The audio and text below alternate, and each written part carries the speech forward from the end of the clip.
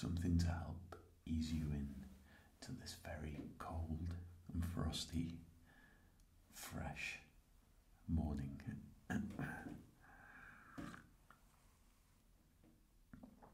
Oh dear me, that is the one. Okay, let's take a gander at some of the news.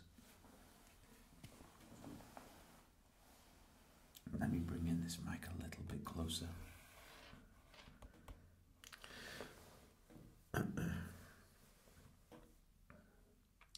So,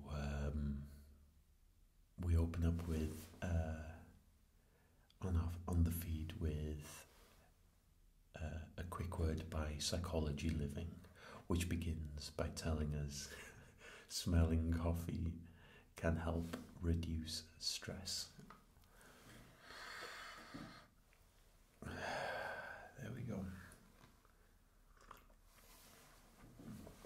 Okay.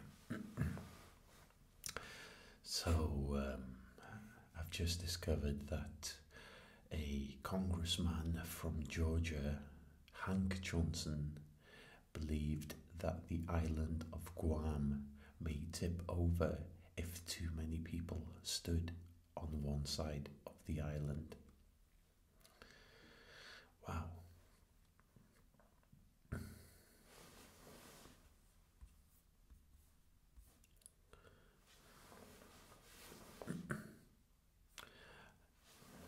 Sculptor Michelangelo had no experience painting frescoes and did not consider himself a painter when he reluctantly took the commission for the Sistine Chapel.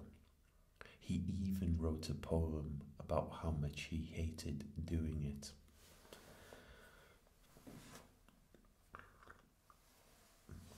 And I also just discovered that Michael Schur got his job writing for The Office by talking about King of the Hill for 2 hours during his interview. He would then go on to create shows like Brooklyn Nine-Nine, Parks and Recreation, and The Good Place. I wonder if he started chanting propane. It's kind of a twofold joke. It's also what's it called, Trailer Park Boys quote as well from Leahy. But I know Hank Hill was quite obsessed with propane.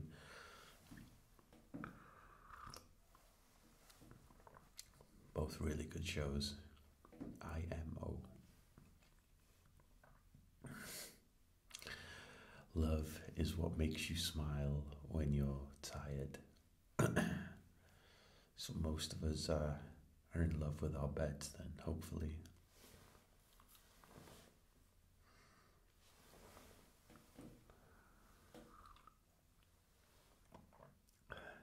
Your age doesn't define your maturity. Your grades don't define your intelligence, and rumors don't define who you are. And all three of those are transient things that are constantly passing by.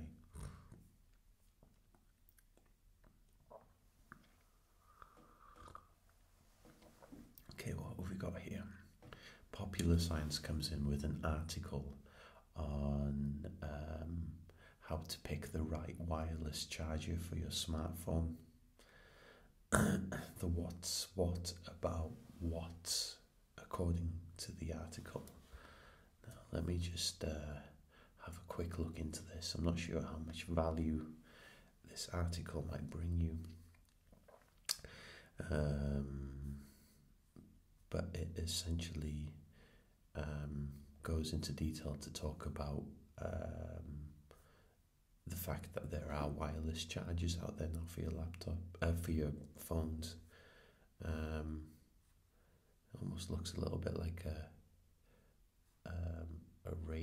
radar type of very small dish, especially this Belkin powerhouse charger.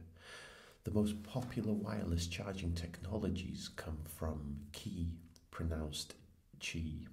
Qi is spelt Qi, and it involves electromagnetic coils in both the charging device and the gadget you want to charge. The power transfers from the device via induction, which will work through some smartphone cases if they're thin enough and the material doesn't create interference.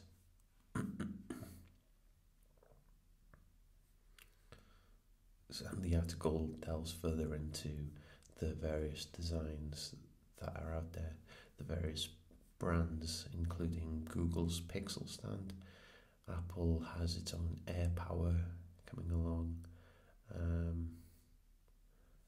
and then it goes into portable chargers as well, and various cases. But essentially, what I learned is that there are now wireless chargers out there for smartphones, which I was not aware of previously.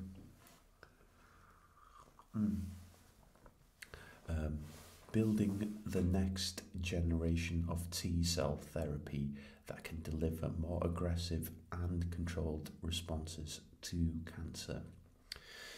So this is called the CART 2.0, safer, armoured, more controlled. 3 innovative spins on CART cell therapy promise more benefits and reduced damage from cellular cancer treatments. That's very positive. I'll just expand on that article quickly. This article is by the scientificamerican.com. And what does it say? It says, with cell therapy, clinicians are keenly aware of the point of no return. Once my thumb hits the end of the syringe, this is a quote, the cells are in the body and we can't get them back out, says Stephen Grupp, Director of Cancer Immunotherapy at the Children's Hospital of Philadelphia and a member of Eureka Therapeutics Scientific Advisory Board. We are with the patient on the roller coaster until the ride is done. Accordingly, there is a great deal of interest in developing the next generation T-cell therapy built from genetically engineered T-cells that can deliver a response that is aggressive and controlled. This need will only become greater as oncologists go after solid tumours, which offer more challenging targets than blood cancers. And it goes on further to say that to tackle these challenging targets, Rainier Brentjens, Director of Cellular Therapeutics, I believe I butchered that person's name, apologies, Cellular Therapeutics at the Memorial Sloan Kettering Cancer Center and colleagues are developing what they call armored CART cells. These cells undergo additional reprogramming in order to churn out therapeutic proteins or signaling molecules that can reawaken immune cells in the vicinity of a tumor. The cell becomes a kind of micropharmacy, explains Brentjens, who recently co-authored the Nature Biotechnology paper. The approach is advantageous because some of these secreted molecules are too toxic for direct administration, but might be safe and effective when produced in moderate doses by T cells after navigating their way to the tumour.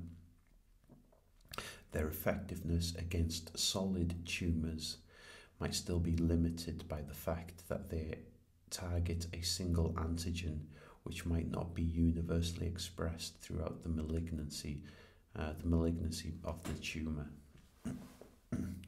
But if they are sufficiently effective at killing cancer cells, the immune system is likely to become exposed to additional antigens that enable it to engage on its own additional tumour eradication. And it goes on further to say that they're testing this currently and starting clinical trials. So, gosh, I hope there's something breakthrough with it. The article expands further. I'll be sure to pop it in the link in the comments. And there's a lot of heavy-handed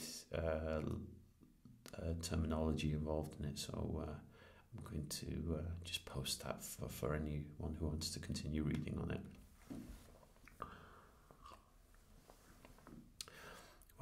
Okay, now on the complete opposite end of the scale, we have Live Science, which comes in with an article on dark energy. And dark energy gets weirder. Mysterious force may vary over time. Results may vary over time.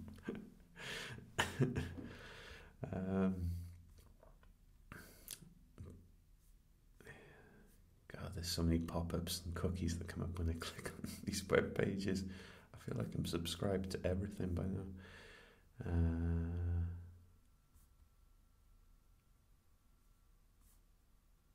Okay, so where are we?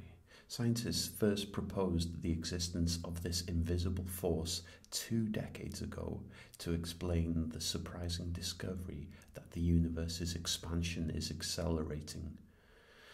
Surprising and incredibly important, the find netted 3 researchers the Nobel Prize in Physics in 2011.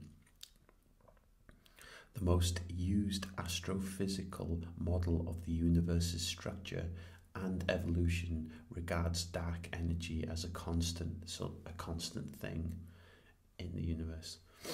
Indeed, many astronomers believe it to be the cosmological constant which Einstein posited in 1917 as part of his theory of general relativity. But a new study of enormous super bright black holes known as quasars suggests that dark energy could be miscast as the cosmological constant or any kind of constant. The force may have varied since the universe's birth 13.8 billion years ago, the research team members have said.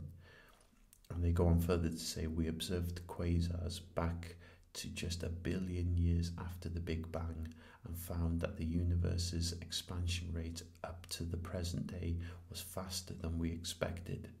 Study-led author Guido Rizzoliti of the University of Florence in Italy said in a statement, this could mean that dark energy is getting stronger as the cosmos grows older.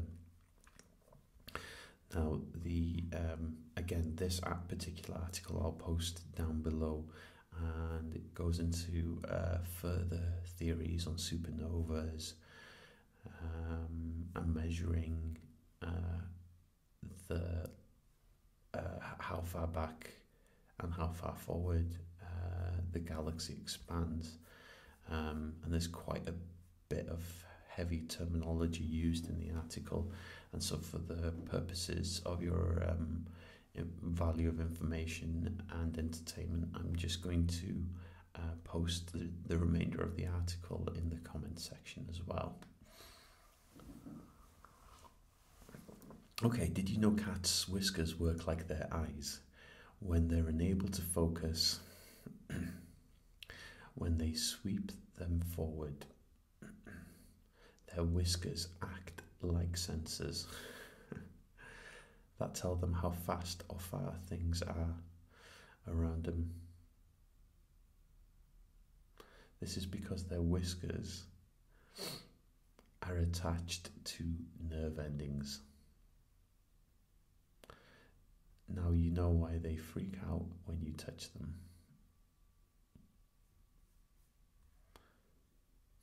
So basically their whiskers act like sensors that tell them how fast or far things are.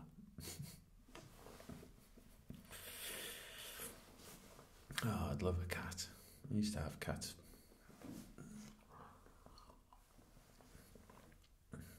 Okay, a few words by the ancient sage. Where there is attachment, there is suffering. Outcome, independence is freedom. Needlessness is freedom.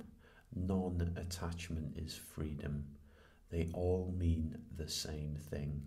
Where there is no need and no expectation, there is freedom. I've been trying to employ this in some of my daily routines or some of the ways that I engage with others, and I can see its benefits to some degree, but it takes a lot of work and practice.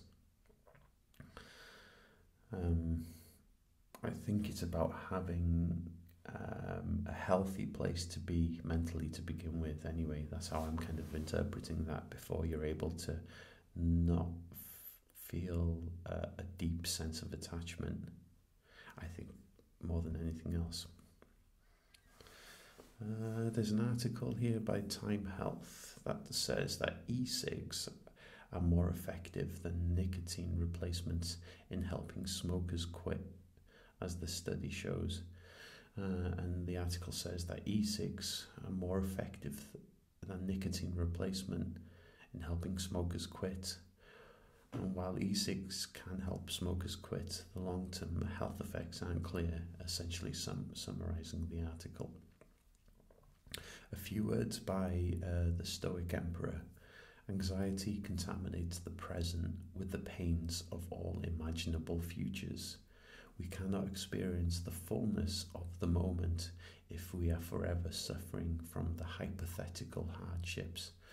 That's like creating worries about things that haven't necessarily happened yet, essentially. I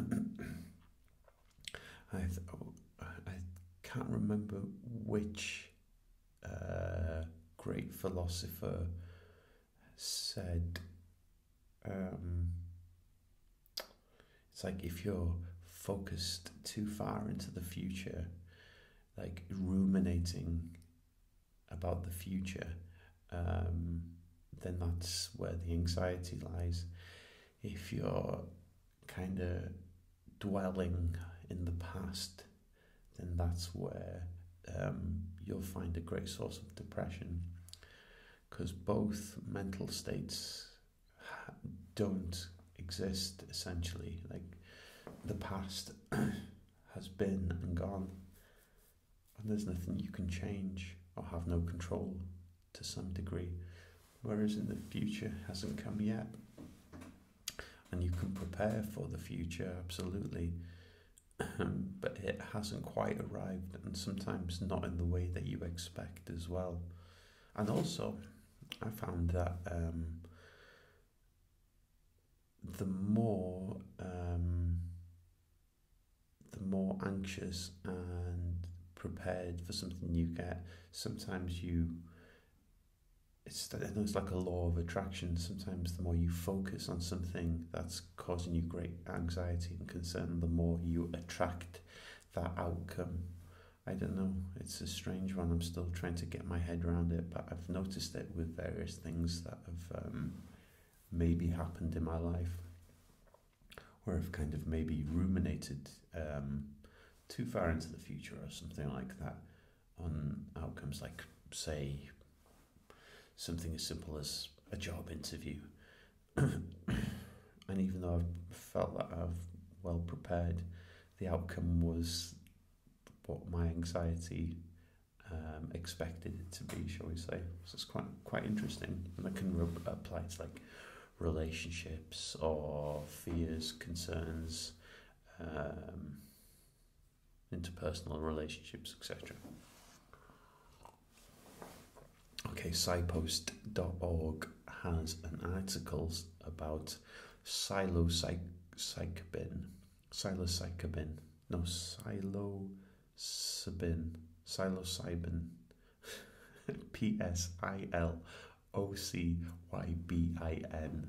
Apologies. So psilocybin combined with psychological support might correct pessimism, biases, and depression. So essentially the article talks about the psychedelic drug psilocybin, which could help alleviate depression by causing people to have a less pessimistic outlook on life, according to, hang on, let me just check the source article. I just want to verify where the source material is from. Yeah, the psychedelic drug psilocybin could help alleviate depression by causing people to have a less pessimistic outlook on life, according to preliminary research published in Frontiers in Psychology. And the scientists from the psychedelic research group at the Imperial College London were interested in whether psilocybin, the main psychoactive compound in magic mushrooms, could help reduce these pessimism biases. So it's a preliminary research piece. Okay, how to be 100% honest with yourself by the good old emotion machine. Now, I feel like I've gone through a lot of growth in my 30s. And a part of that was auditing my life and learning to have honest and frank conversations with myself. And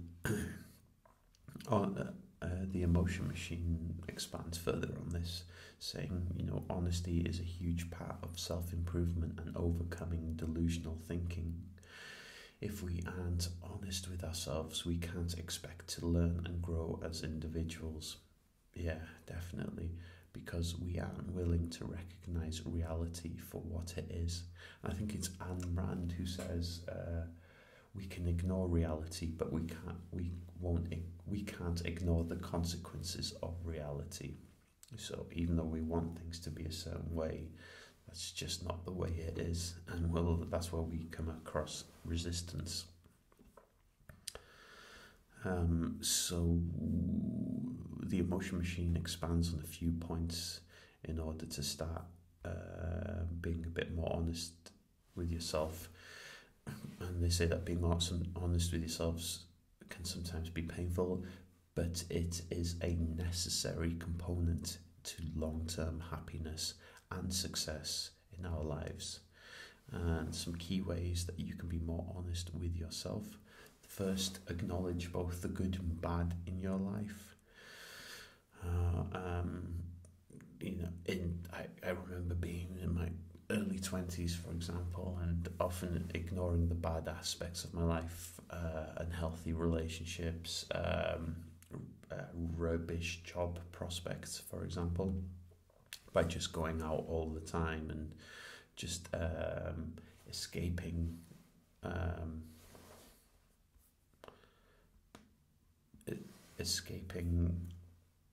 anything that was sort of averse in my life. However, the truth is that ignoring problems in our lives doesn't fix them. It can even make things worse in the future, and it can often spiral and create patterns and cycles of behaviour that aren't necessarily too healthy. So be honest about both the good and bad in your life. A balanced view is a healthy and practical view, essentially. Take time to reflect. Just take 5 to 10 minutes every night. I wouldn't recommend every night, otherwise you won't get any sleep. I kind of disagree with this part of the article myself. I don't think you want to be ruminating just before bed. But maybe, midday or something like that, before you have something you're looking forward to doing. Ask yourselves, how did things go today? How are things going today? What did I do right? What could I have done better? Just be honest with yourself, not too judgmental or critical. The goal isn't to hurt your self-esteem, but to take the information of the day and use it to improve tomorrow, to grow, learn, not to overanalyze. Oh, hey, Space Moo.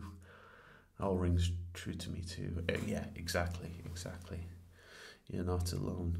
Good to see you on this very cold morning. The other points are admit it when you make mistakes. And say if you've been conditioned to maybe not be honest about your mistakes, this can be a big learning curve. Because it's our egos that we're essentially clashing with. One of the most painful things about being honest with ourselves is admitting when we make mistakes. Yeah, oftentimes we try to protect our egos by coming up with excuses or blaming others for our problems. However, true self-esteem can only be found when we are comfortable and honest about our mistakes and shortcomings. Only a person who admits their mistakes can learn from them and correct them. But someone who ignores their mistakes is setting themselves up to repeat them in the future. Absolutely been there in my early 20s, my late teens, and I've seen other friends and colleagues go through it as well. It's like when you're your true, authentic self, you feel comfortable enough to admit your mistakes. And, if you're around good people who can respect that, then they're not going to tear you down for it. They're going to understand and, want you to take corrective action, essentially, in my opinion.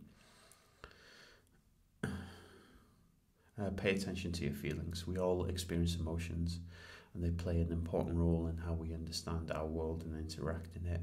While emotions can be misleading, they can also be very revealing.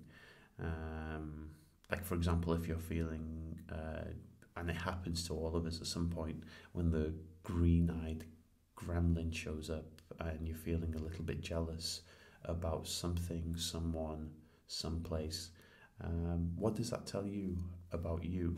If you're feeling jealous, angry, disappointed, there's a lot of valuable information to pick apart there. So pay attention to those feelings. If you're a competitive person, maybe ask yourself, where does that come from? Competition isn't a bad thing by all means. It's just interesting to pay attention to your feelings, really. Be straightforward, don't overanalyze. It's probably my favourite point, and the one I definitely try to employ every day in my life, as best as one can.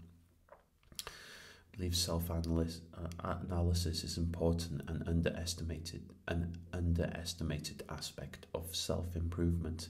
However, also know that many people get carried away and overanalyze themselves. Being honest with yourself isn't about trying to intellectualize or rationalize everything that happens to you. Just be straightforward and matter-of-fact with yourself. You don't need to make up some elaborate story about why some bad event happened to you. Just make note of how things are in the moment and put your best foot forward. And that's all you can do. Like, for example, if I spent too much time over analyzing how I could improve the quality of the videos that I put out because I know that I could, or improve the live streaming situation, I'd probably never end up actually putting out videos and content and being able to connect with the good folk here on this community. Just keep putting your best foot forward every day, essentially. It's a necessary part of being aware of your limitations, to know what you don't know, essentially. This includes recognizing our imperfect knowledge and understanding that we don't know everything. It's just the way it is. And honesty takes practice. On a daily basis, I've found anyway. So those are some points on how to be more honest with yourself. Some odd fun facts.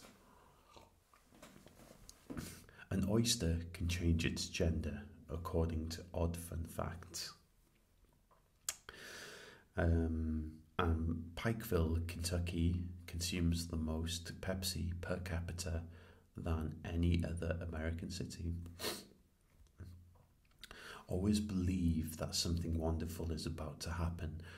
With some self-faith or self-belief, you can press on during dark times. Have faith and it will light your way. I tend to measure, if I'm going through a rough time, I tend to measure things out in terms of, I give things like an allocated time. So for example, if I experience any sort of anxiety or panic attacks, I kind of rationalize to myself, well, I know that my average sort of panic attack, when I used to get regular back in my sort of late teens, early 20s, I could rationalize that maybe an anxiety attack might take up to 20 minutes at most. So I knew that within that period of time, it will pass, because that's just the nature, and that's the cycle of that behavior. So have faith, essentially, and it will light your way. Psychology Living, neurologists claim that every time you resist acting on your anger, you're actually rewiring your brain to be calmer and more loving. And in a world where people take out lawsuits and claims, it is far more advantageous to employ a more calmer approach to everything that you do.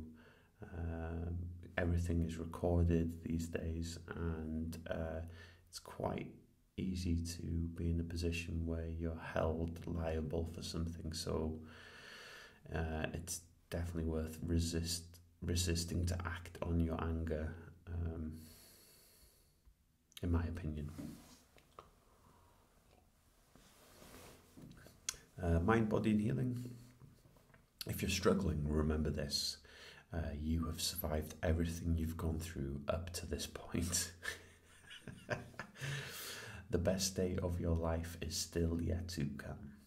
There are still people you haven't met and things you haven't experienced yet.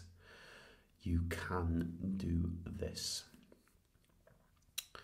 Okay, motivational quotes as well. Be so busy loving your life that you have no time for hate, regret and fear. My interpretation of that is, if you fill up your time doing stuff that you enjoy, then you have more control over the outcomes in your life, rather than waiting on someone or waiting on someone's affections or something like that. If you're sort of out chasing excellence, then that's really the most controllable thing in your life. Maybe, I don't know, could be wrong. Digital Health and Wellness comes in with an article on a watch-driven wellness program. Hang on, let me just get this one opened up here. Okay, that's okay. So it expands on Apple and Aetna, which is spelled AETNA. I hate these pop-up ads so much on these articles.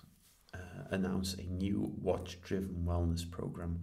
Apple and payer Aetna have teamed up to create a new iPhone app that rewards its members for taking healthy actions and meeting fitness goals, which will be tracked by the Apple Watch. And these fitness goals include incentivizing higher activity levels and preventative care. So, for example, higher step counts can reduce healthcare costs, and Aetna could reap massive gains from boosting members' activity levels. And so they talk about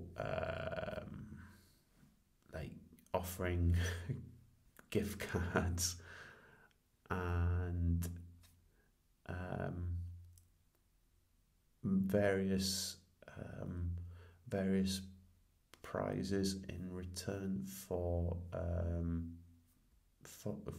taking these healthy incentives that could ward off conditions that lead to costly hospitalizations. So it's quite interesting. Yeah. It feels a little bit like there's no self-ownership, though, that you're kind of following the whims of the company, but I see the reasoning in it. One more article left. Everyone you meet has something to teach you. That comes by Real Words. Oh, and I saw this article last night on the BBC. Now, I'm not going to go into too much detail on it. This was posted 14 hours. And for any UK friends here, this article came up saying Magnum ice creams stockpiled ahead of Brexit. For anyone not too familiar with Magnum ice creams, they're a very tasty ice cream in the UK. Not just the UK, I'm sure there are other parts of the world that have them as well. But it says Unilever says it is holding a few weeks worth of extra stock in case of disruption to supply chains. So we'll never be short of Magnums, even if there is a backlog during Brexit. Oh my days. Anyway, that brings us to the end of the show. I have to go and get ready for work and get some more coffee. Appreciate you guys stopping by today. It's Friday. We're almost there. The weekend is upon us. And for those of you that are working this weekend, I hope it's at least a relatively gentle one for you. I will either do an ASMR live stream this evening with maybe some mic scratching, something like that, or I will try and upload a video. But yeah, I should get up as soon as I'm finished at work. I hope you guys have a great day, and I will see you very soon. Thank you for stopping by. Have a good day.